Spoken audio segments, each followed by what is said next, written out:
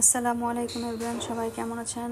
আমি তো আলহামদুলিল্লাহ ভালো আছি। আজকে একটা কবুতরের মাংসের রেসিপি নিয়ে চলে আসলাম। আমি একটা কড়াই বসিয়ে দিয়েছি, এখানে পেঁয়াজ, কাঁচামরিচ, গোটা মশলা দিয়ে এখন আমি একটু লবণ দিয়ে দেবো, দিয়ে একটু ভালো করে এটাকে ভেজে নেব। এই তো আমি ভেজে নিয়েছি। এখন একটু আদা রসুন বাটা দিয়ে দিলাম, দিয়ে এটাকে ভালো করে ভেজে নেবো যাতে আদা রসুনের কাঁচা গন্ধটা চলে যায়।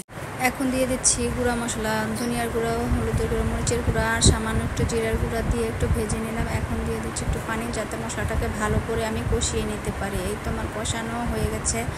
এখন আমি এই যে কবুতরটা ধুয়ে নিয়েছি রেডি করে, এখন কবুতরটা দিয়ে দেব, দিয়ে ভালো করে নেড়ে আবার একটু কষিয়ে নেব।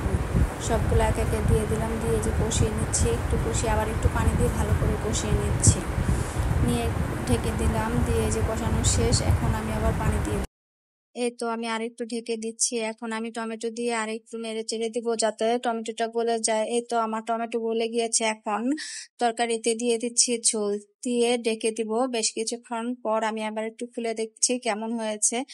এই তো আমার তরকারি প্রায় হয়ে গেছে। এখন আমি একটু জিরার গুঁড়া দিয়ে দিচ্ছি, দিয়ে আরেকটু নেড়ে চেড়ে আমি এখন নামিয়ে নিব।